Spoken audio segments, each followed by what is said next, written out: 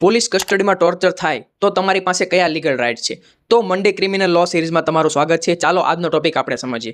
તો section 53 BNS પ્રમાણે અરેસ્ટના સમયે ડિટેન્શન દરમિયાન દર 48 કલાકે મેડિકલ એક્ઝામિનેશનનો હક છે. ઇન્જરીઝ ડોક્યુમેન્ટ થાય ને જો ફિમેલ હોય તો ફિમેલ ડોક્ટર જ એક્ઝામિન કરી શકે છે. સેક્શન 36 BNSS હેઠળ પોલીસે એરેસ્ટ મેમો બનાવવો પડે છે. વિટનેસની સાઇન સાથે ને તમને રાઇટ છે કે તમારો કોઈ ફ્રેન્ડ અથવા તો રિલેટિવ્સને એરેસ્ટની જાણકારી આપવામાં આવે.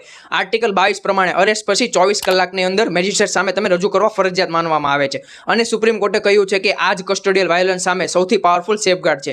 પણ એક ઇમ્પોર્ટન્ટ ગેપ હજુ પણ છે. ડીકે બાસુ કેસમાં સુપ્રીમ કોર્ટે એવિડન્સ લોમાં એવા રૂલ સજેસ્ટ કર્યા હતા કે કસ્ટડીમાં ઇન્જરી હોય તો પોલીસ જવાબદાર પ્રિઝ્યુમ કરી શકાય છે. પણ આ પ્રોવિઝન હજુ પણ ઇમ્પ્લિમેન્ટ થયું નથી. અને મોસ્ટ ઇમ્પોર્ટન્ટ વાત, ગેપ હોવા છતાં કસ્ટડિયલ ટોર્ચર થાય તો વિક્ટિમ અથવા તો ફેમિલી કમ્પેન્સેશન ક્લેમની સાથે પોલીસ ઓફિસર સામે ક્રિમિનલ પ્રોસિક્યુશન કરાવી શકે છે. તો કોમેન્ટમાં જણાવો તમને આ કસ્ટડિયલ રાઇટ્સ વિશે ખબર હતી, અને જો તમારી સાથે પણ આવું થાય અથવા તો તમારા ફ્રેન્ડ સાથે પણ આવું થાય તો આ વિડીયો દરેક વ્યક્તિને શેર કરજો. અને એવરી મંડે ક્રિમિનલ લોની નવી જાણકારી માટે વકીલ લોજિકને ફોલો કરવાનું ના ભૂલશો.